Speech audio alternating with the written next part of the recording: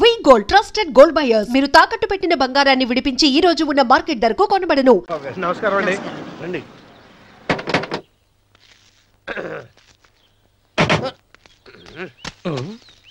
ఏంట్రా అన్నవరం పూజిచ్చి నిలబడ్డావు?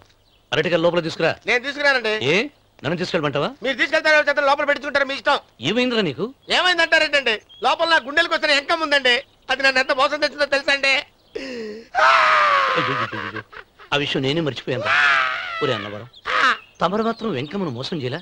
నేనే మోసం చేశానమ్మా. అదేనమ్మా, 100 ఎకరాల పొలం ఉంది, 200 ఎకరాల పొలం ఉంది అని చెప్పావు కదా. అందుకని నోరు మూసుకుని లోపలికి వచ్చి వెంకమ్మను నాకంటే ముందు నువ్వు పెళ్లి చేసుకో. ఆ తర్వాత రుక్మిణి నేను పెళ్లి చేసుకుంటా. అరటిగా తీసుకురా. నేను రాను. మీరని చెప్పినా నేను రాను. రావా? రాను. అయితే రామన్న చౌదరి గారికి చెబుతా. వద్దు వద్దయ్యో. తీసుకురా. నమస్కారం అండి. బాబు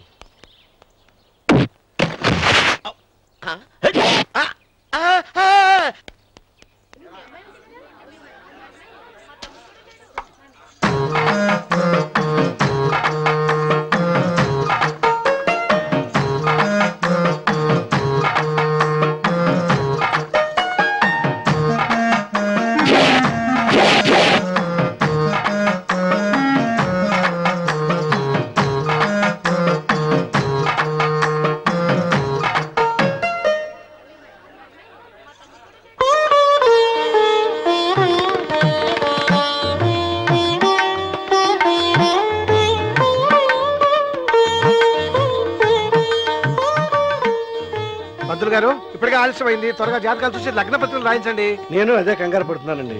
ఇప్పటికే ఆలస్యం అయిపోయింది, మంచి ముహూర్తం దాటిపోతుందేమోనని. మీరు మాత్రం ఏం చేస్తారండి? మీ ఊరు నుంచి బయలుదేరి రావాలంటే ఒకవైపు కొండ, ఇంకోవైపు చెరువు, మధ్యలో ఆలయం. ఆలయం లేకపోతే సమయానికి వచ్చి ఉండేవాళ్ళుగా. ఏడముందో తెలియని కవుకు తెప్ప 30 ఎకరాల భూమి నిత్యాన్నదానం కోసం అమ్మవారి దేవుడానికి రాసేసిన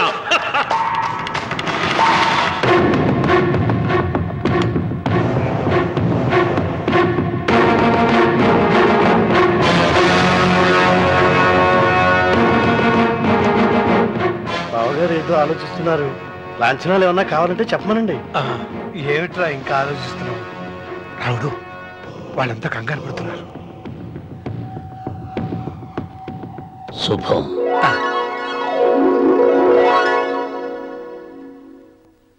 ఏం మాట్లాడుతున్నారు రావణ చౌదరి గారు? ఆలయం కూలగొట్టించి రొట్టేయించాలా? ఇన్ని సంవత్సరాలుగా మన గ్రామం కుగ్రామంగా మిగిలిపోవటానికి రహదారి సదుపాయం లేకపోవడమే కారణం. ఇదిగో 6 మైళ్ళ పొడవున రోడ్డు వేయించడానికి ప్లాను సిద్ధం చేశాను. దీని మూలంగా నేను 120 ఎకరాల పొలాన్ని పోగొట్టుకుంటాను. అది సరేనండి, మరి ఆలయము? పదవిలో ఉన్న వాళ్ళు ఆలోచించవలసింది ఆలయాన్ని గురించి కాదు, ప్రజల శ్రేయస్సు గురించి. ఒక పక్క కొండ, ఇంకొక పక్క చెరువు, మధ్యలో ఆలయం. దాన్ని పడగొట్టకపోతే ఇంకో 6 మైళ్ళ దూరం ఎక్కువ పెరుగుతుంది. అది అమ్మవారి ఆలయము. నోరు లేని అమ్మవారి కంటే నోరున్న జనం గొప్పవాళ్ళు. రోడ్డు లేకపోబట్టే ఈ పల్లెలోని పేద ప్రజలు పండించుకున్న కూరగాయలు పట్టణానికి తీసుకెళ్లలేకపోతున్నారు. వాళ్ళ బాగు కోసం రోడ్డు వేయించి తీరుతాను. దానికోసం ఏమైనా చేస్తాను. ఏం చౌదరి గారు, మీ ఇంటి మొగల శివలింగం అన్నే ఉండాలా? దానికి దినాము పూజలు పురస్కారాలు జరుగుతాండాలా? అమ్మవారి దేవాలయం మాత్రం కూలగొట్టాలనా? మీరు మీ ఇంటి ముందున్న శివలింగాన్ని పీకి పారేయండి, అప్పుడు ఆయన ఒప్పుకుంటాడు. నువ్వు ఈ మాటను అంగీకరిస్తున్నావా? ఒప్పుకోండి సాంబశివరావు గారు. ఈయన శివలింగం జోలికి ఏమాత్రం పోతాడో నేను చూస్తాను. కానీ ఏమి, ముందు శివలింగం పడగొట్టరి, ఎరుక సిరి ఆలయం గోడ మీద పలుగు వెయ్యరి.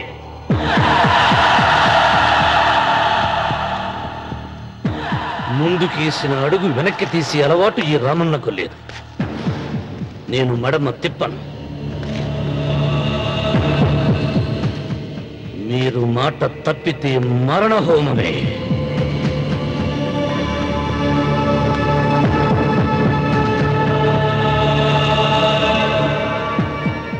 ఊపు చూస్తా ఉంటే శివలింగాన్ని పీకి పారేసెట్టే ఉండాడే. అయితే సాంబశివరావు గారి 30 ఎకరాలకు ఎసరే. ఆ ఇంటి ముందుండేటిది మామూలు రాయి కాదయ్యా, మహిమగల శివలింగము. తరతరాలుగా వాళ్ళ వంశాన్ని కాపాడుతాడే దేవుడు. చెయ్యి వెయ్యని తెలుసని.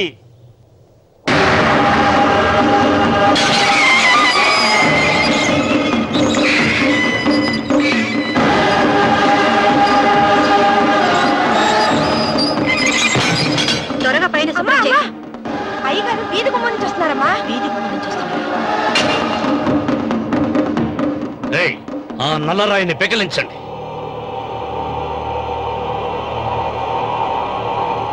ఓ, మీరందరూ హిందువులు. మీకు కళ్ళు పోతాయి, మీ జీవితాలు కుళ్ళిపోతాయి అన్నారు. అయ్యా, ముస్లిం అయినా హిందూ అయినా దేవుడు దేవుడే. నేను ఈ పాపం చేయలేను. పాపం? దేవుడి ముందు చేతులు కట్టుకుని నిలబడటమే శాపం రా. నేనే పెకలిస్తాను.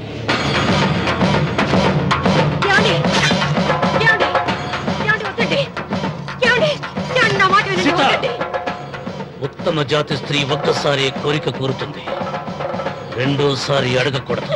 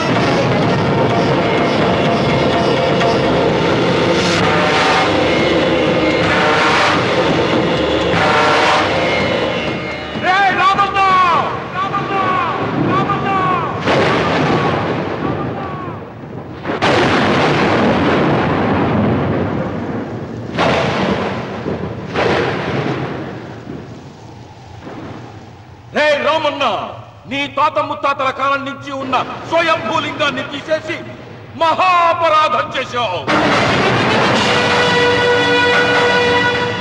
ఏ ఈశ్వరుడు నీ కుటుంబాన్ని వంశాన్ని 3 కళ్ళతో చల్లగా చూస్తున్నాడో ఆ శివుడికి నువ్వు కోపం తెప్పించావు. బాధ వేయించడానికి నువ్వే వడివిరా, భగవంతుడే వేయిస్తాడు. అమ్మవారి ఆలయాన్ని నువ్వు తాకలేవు.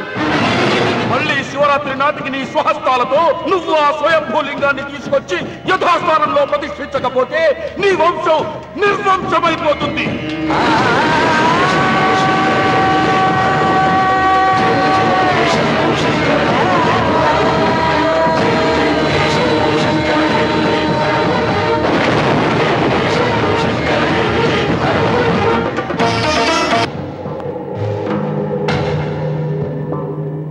శివలింగాన్ని మీకు చెరులో పారేశాడు. ఇంకా గుడి మీద కూడా వస్తాడు. ఎక్కడొస్తాడు? జటాధర స్వామి శపించాడు కదా, జారిపోయి ఉంటాడు. రామున్న మొండివాడు పాపారావు. శాపాలకు తాపాలకు లొంగిటోడు కాదు, వస్తాడు. అతను వచ్చే లోపే పొలం ఆక్రమించుకోకుండా, దేవళం కూలగొట్టకుండా ఏదో ఆలోచించాలా.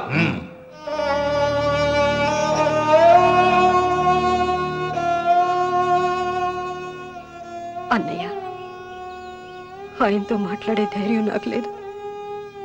నువ్వైనా మాట్లాడి మళ్ళీ శివలింగాన్ని ఇక్కడ ప్రతిష్ఠించమని చెప్పు. వాడిని గురించి నాకంటే నీకే బాగా తెలుసమ్మా. వాడు నా మాట వింటాం.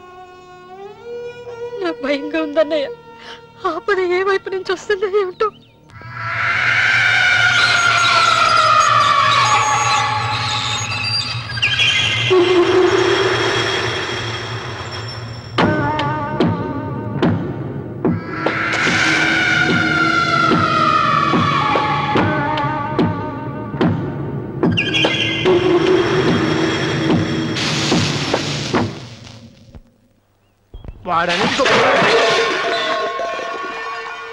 అరే ఏమిటా పని?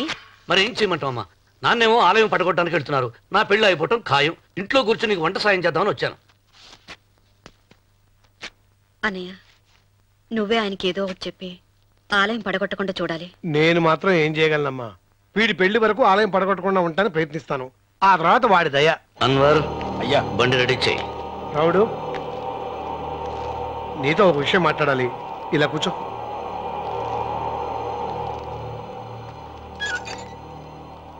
ఆలయం విషయంలో నీ పంత మానుకోవా? నిన్న జరిగింది మరచిపోను. నేడు జరగాల్సింది వాయిదా వేయను. రేపు జరగబోయే దాన్ని గురించి ఆలోచించను. ఆలయాన్ని ఈ రోజే పడగొట్టిస్తాను. నీకు కావాల్సింది పొలం కదా, ఆలయం జోలికి ఎందుకు వెళ్ళటం? ఆ పొలం నాకు దక్కకుండా అడ్డుపడింది అమ్మవారి ఆలయమేగా. ఆలయాన్ని పడగొడితే ఆ పొలం నీదవుతుందా? అవుతుంది.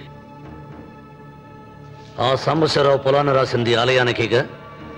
ముందు ఆలయాన్ని పడగొట్టించి, ఆలయమే లేదు కాబట్టి ఇక పొలం ఎందుకని ప్రశ్నించి అప్పుడు నా స్వాధీనం చేసుకుంటాను. కొడుకు పెళ్లికి తాంబూలాలు పుచ్చుకున్నావురా. 3 ముళ్ళు వేయించకుండా ఆలయం పడగొట్టాలని బయలుదేరుతున్నావు. ఇది ఏమన్నా ధర్మంగా ఉందా?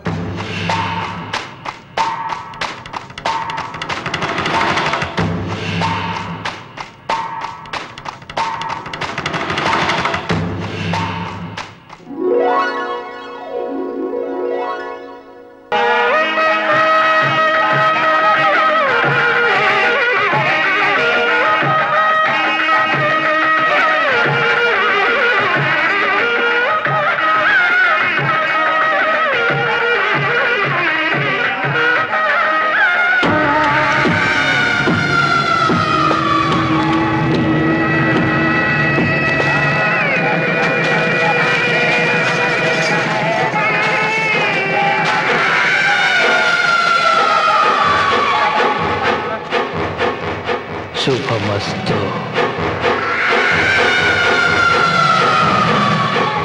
నీకు మాత్రం అస్తమస్తు.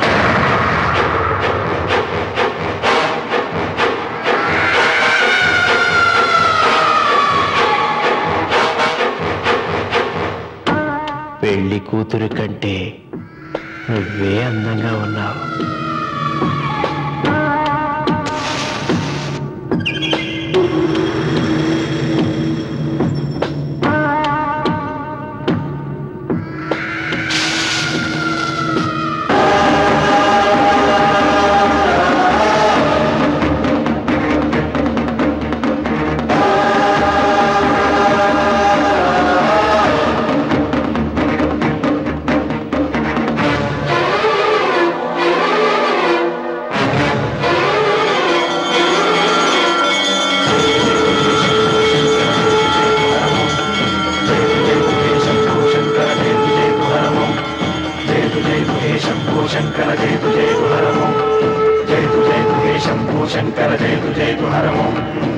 नागेन्द्रहाराय त्रिलोचनाय तस्माङ्गरागाय महेश्वराय नागेन्द्रहाराय त्रिलोचनाय तस्माङ्गरागाय महेश्वराय नित्याय शुद्धाय दिगम्बराय तस्मै नकाराय नमः शिवाय। శంకర జయతు జయతు హరమో జయతు జయతు హే శంభో శంకర జయతు జయతు హరమో జయతు జయతు హే శంభో శంకర జయతు జయతు హరమో. ఇదిగో లోకేశ్వరరావు, అయ్యా రేపు అన్నయ్య పుట్టినరోజు కదా, ఎవరైనా కొత్తగా పెళ్లి చేసుకున్న జంటలున్నారేమో చూడు. అలాగే. ఆగండి ఆగండి, నేను చెప్పేది వినండి. మీకందరికీ తెలుసు, ప్రతి సంవత్సరం శివరామకృష్ణయ్య గారు తన పుట్టినరోజు నాడు పెళ్లి చేసుకునే కొత్త జంటకు తాళిబొట్టు, కొత్త బట్టలు, 2 ఎకరాల పొలం దానం చేస్తారు. కాబట్టి రేపు ఎవరైనా పెళ్లి చేసుకునే వాళ్ళు ఉంటే వచ్చి పేర్లు నమోదు చేసుకోండి.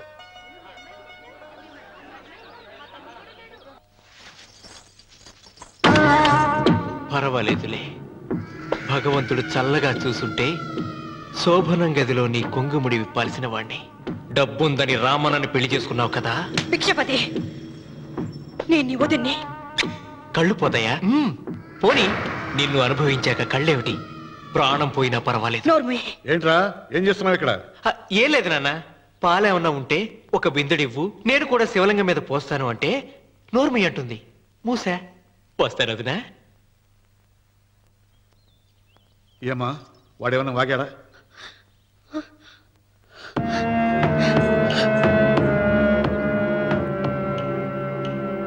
భిక్షపతి, అవును, అసహ్యంగా చండాలంగా వాగాను. చంపుతావా? చంపు. మీ తాత ముత్తాతలు జంతువులు చంపితే నువ్వు నన్ను చంపు. చంపి నా తల కూడా గుమ్మానికి వేలాడగట్టు.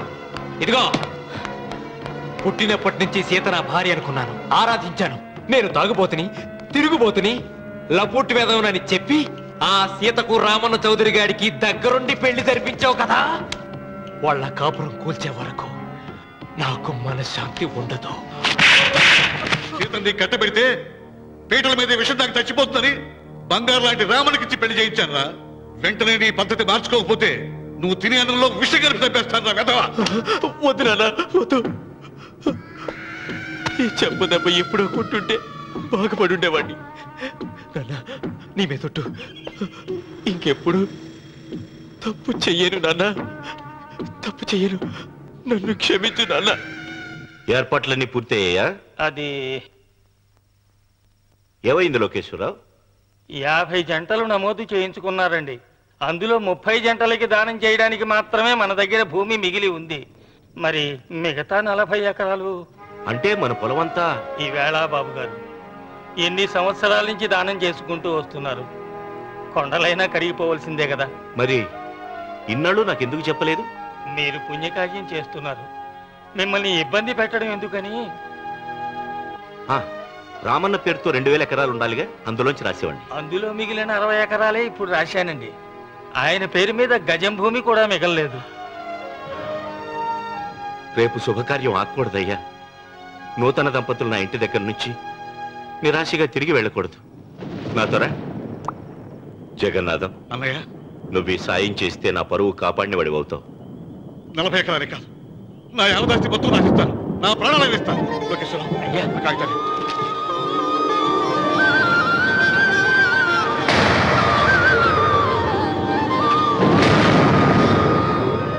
మీ కుటుంబం 10 కాళ్ళ పాటు చల్లగా ఉండాలయ్యా.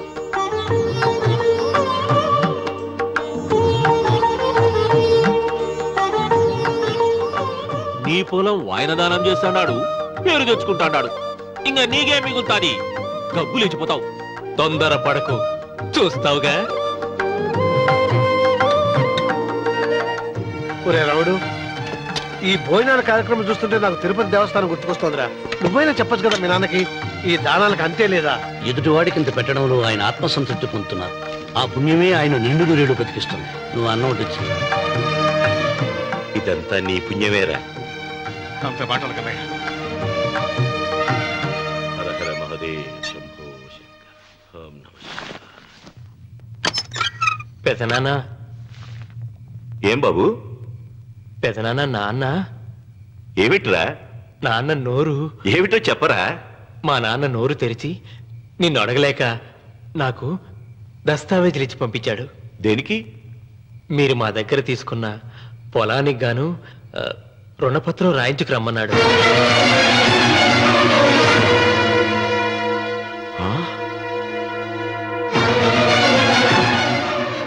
నా తమ్ముడు రుణపత్రం అడిగాడు. అయ్యో సంతకం.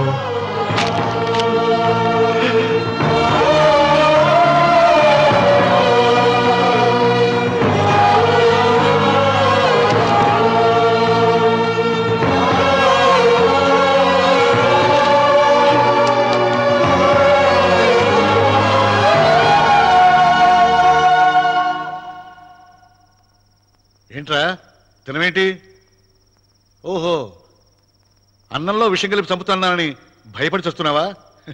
లేదురే, తిను తిను. ఏంట్రా నాకేమైంది?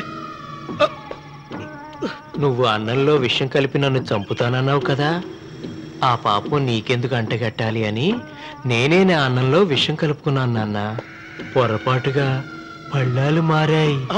నాన్న ఎలాగో చచ్చిపోతున్నావు కదా, నీకు రహస్యం చెప్పనా? ఇంతకు ముందే మీ అన్నయ్య చేత దొంగ దస్తావేజీల మీద సంతకం పెట్టించుకున్నా. వాళ్ళని వీధిలోకి తీసుకొస్తా. నాన్న ఈయనతో నీకు చెప్పాక నేను ఎందుకు బతికిస్తాను? నాన్న చిన్నప్పుడు నీ గుండెల మీద ఆడుకుంటే తెగ ఆనందపడేవాడు కదా, పోయేటప్పుడు కూడా ఆడుకుంటా ఆనందపడే. చల్ చల్ గుర్రం చలాకి గుర్రం, చల్ చల్ గుర్రం చలాకి గుర్రం, చల్ చల్ గుర్రం చలాకి గుర్రం, చల్ చల్. నాన్న నాన్న అయ్యో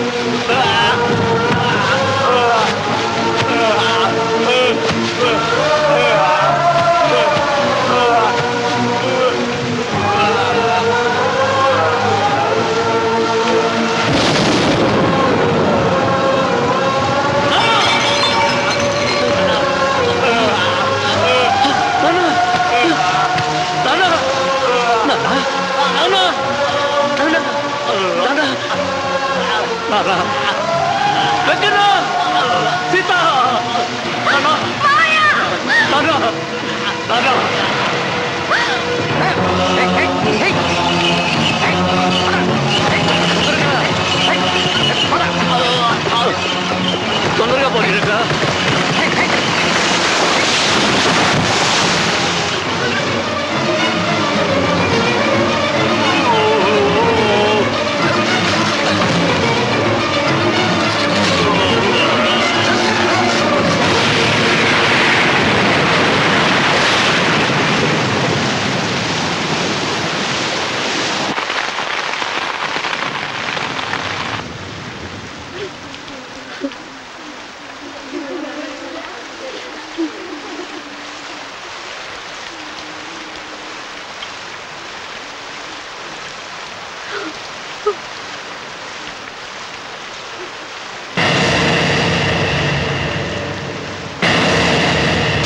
అందరికీ నమస్కారం.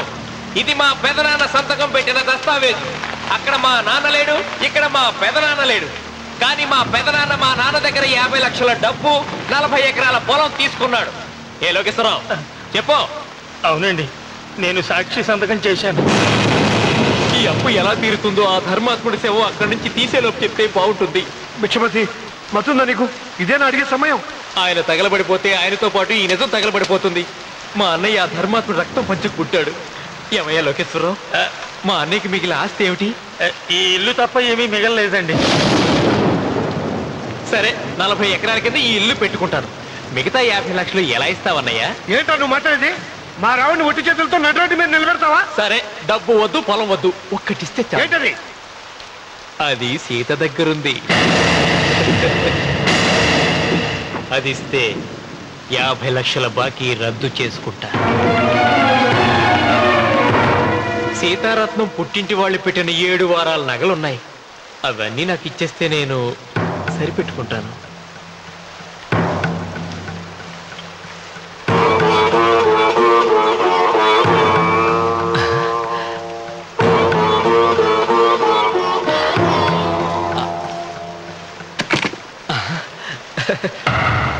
ఏమిటి నీ మెళ్ళ ఉన్న మంగళసూత్రం బంగారం కదా, అది కూడా తీసిపెట్టు. అన్నయ్య తీసేమని చెప్పు. నువ్వు కట్టాల్సిన మా రావుడు కట్టాలని ఖచ్చితంగా కదా ఈ పని చేస్తున్నావు. తప్పు మాట్లాడుతున్నావు శాస్త్రి. నాకు ఆ తాళి అక్కర్లేదు, ఆ 50 లక్షలు కట్టమను. మీకందరికీ చేతులెత్తి మొక్కుతున్నారు, ఒక ఐదింటి ఇల్లాలి ఐదోతనాన్ని కాపాడండి. మీకోసం తన సర్వస్వాన్ని మీకు దానం చేసి కొడుకును ఒట్టి చేతులతో నిలబెట్టారు మా శివరామకృష్ణ గారు. మీరందరూ ఇంటి మూలంగా లాభం పొందిన వారే. ఆ ఇల్లాను మంగళసూత్రం తీయకుండా కాపాడండి. దయచేసి మీకు తోచిన సహాయం చేయండి. పంతులు, నీకేమైనా సిగ్గుండదా? కడుపుకు అన్నం తింటాడావా, గడ్డి తింటాడావా? దానం ఇచ్చినట్టుది తిరిగి పీక్కుంటావా? నీ అమ్మలో పెరుగాల పెట్ట. ఊరికేనే ఇచ్చాడా? పుణ్యం కోసం ఇచ్చాడు. నచ్చాక తిరిగి ఇవ్వమంటే ఎలాగండి? ఎవడు దానం చేయమన్నాడండి? ఒళ్ళు కొవ్వెక్కి దానం చేశాడు. అన్నం పెట్టి తిన్నది కక్కమంటే ఎలాగండి? సోకు తమ్ముడిది సోకేవా అన్నగారు అనుభవించారన్నమాట. ఏమి నిలబడి చూస్తాడారు సిగ్గు లేకుండా?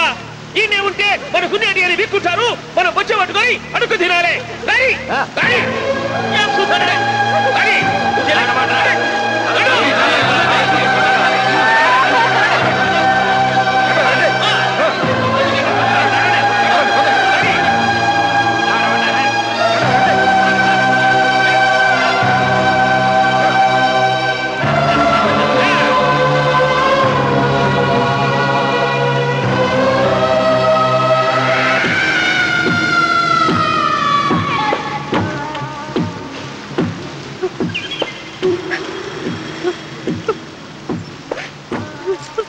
అమ్మ సీత,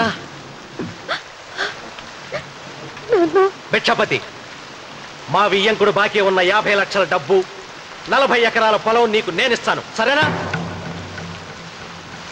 సరే.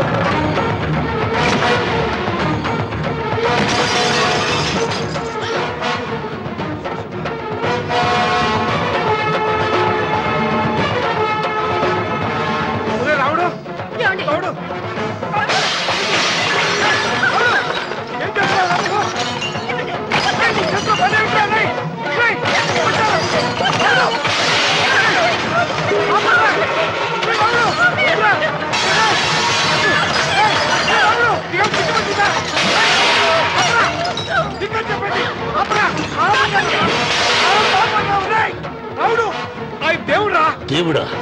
ఆయన దేవుడే అయితే 24 గంటలు శివ పూజ చేస్తూ దానధర్మాలు చేసిన మా నాన్నకు దిక్కులకి సౌరిస్తాడా? దేవుడి పట్ల అపచారం చేయటం మహాపాపం రా. దేవుడిని ఎన్నాడు మనం చేసుకునే ఆత్మద్రోహం. అసలు దేవుడే లేడు. దిష్టి బొమ్మలాగా నా ఇంటి ముందు ఆ శివలింగం ఉండడానికి వీల్లేదు. మీరు ఆ శివలింగం జోలికి వెళ్తే నా ప్రాణాలు తీసేసి వెళ్ళండి. నా భర్త దేవుడికి అపకారం చేయడం ఈ కళ్ళతో చూసే కంటే మీ కళ్ళ ముందే చచ్చిపోతాను. నన్ను చంపేసేయండి.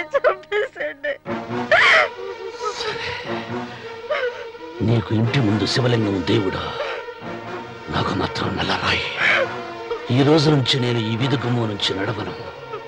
ఆ నల్లరాయిని కన్నెత్తి చూడను. ఆ పెరటి గుమ్మమే నాకు వీధి గుమ్ము. ఇది అంగీకరిస్తుంది. నువ్వు నమ్ముతున్న దిష్టి బొమ్మ కోసం కాదా, నీ కోసం. లక్ష్మి వచ్చింది. ఇంకా సీతారాముని. భిక్షపతి గారు తీసుకున్నది 40 ఎకరాలని, మిగతాదంతా కుట్ర అని, ఆ కుట్రలో నాకు భాగస్వామ్యం ఉందని రామన్న గారికి తెలిస్తే నన్ను చంపేస్తారండి. డబ్బు చూసేసరికి ఆశ పుట్టిందా? ఇదిగో ఈ సంగతి ఎవరికైనా చెప్పావో కోసేస్తా. పిచ్చిపతి, నువ్వు నాశనం అయిపోతావురా, నాశనం అయిపోతావు.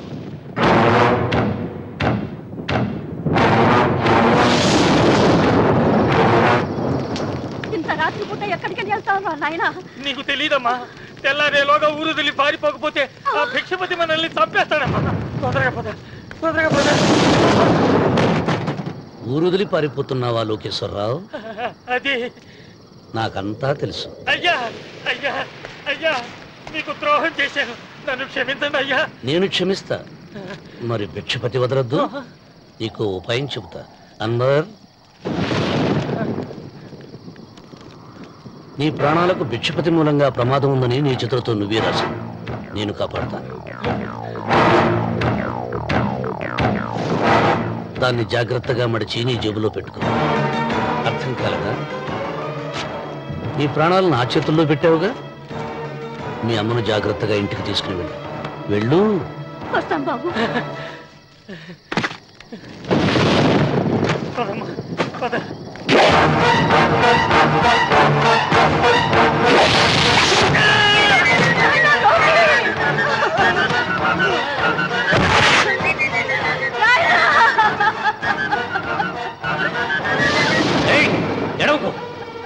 ఎడవకో. కన్నీళ్లు పెట్టేంత గొప్ప చరిత్ర కలిగిన వాడు కాదే నీ కొడుకు. అన్నం పెట్టిన మా నాన్న చావు కారణమైన వాడు. నీ కొడుకును భిక్షపతి చంపాడని పోలీసులకు చెప్పాలి.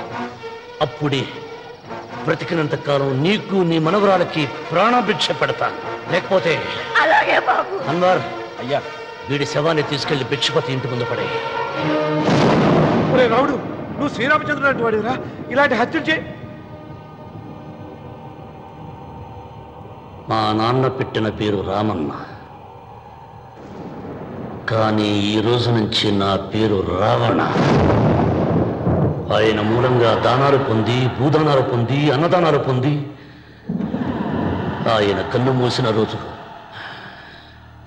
కన్నీటి విట్కోలు చెప్పలేకపోయిన ప్రతి వాడి బ్రతుకు కన్నీటి పాలు చేస్తా. అవసరం సృష్టికి తల్లి, అనుభవం తెలివికి తండ్రి. ఇది నా తండ్రి చావు నాకు నేర్పిన గుణపాఠం. వెంకట, ఆయన దానం చేసిన వేలాది ఎకరాలు తిరిగి తెస్తాను. సూది మనం మోపినంత నేల కూడా వదలను. అప్పటి వరకు మా నాన్న మొరతాడి నా మెడతాడు. ఏమిటిది? నన్ను ఎందుకు అరెస్ట్ చేస్తున్నారు? లోకేశ్వరను చంపినందుకు అరెస్ట్ చేస్తున్నాం. నేను అతను తప్పుడు పెట్టి అతని స్వహస్తాలతో రాసిన ఉత్తరం. దీనికి అతను తల్లే సాక్ష్యం.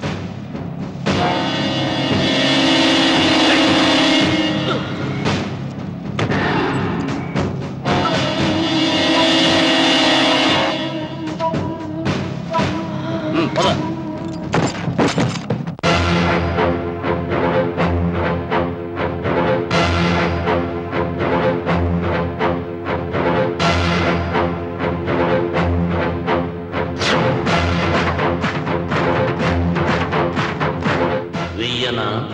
తిప్పనా? కృతజ్ఞతే కనరాని జనాలపైన ఎందుకు రాజాలి? కృతజ్ఞతే కనరాని జనాలపైన ఎందుకు రాజాలి? పూజలే అంటే పిరికితనంతో చదివే మంత్రాల, దేవతలంటే ఎవరు చేసిన పూజలు గుర్తులేని రాళ్ళ. పాపం పుణ్యం ఇక నుండి పాదరక్షలుగా తొక్కేసై మంచి మమత మానవత్వమా చించవతలబారై అసాధ్యాలను సాధ్యం చేసే నువ్వే రాయలసీమకు రాజు. రామన్న రామన్న రాయలసీమ రామన్న చౌదరి. రామన్న రామన్న రాయలసీమ రామన్న చౌదరి.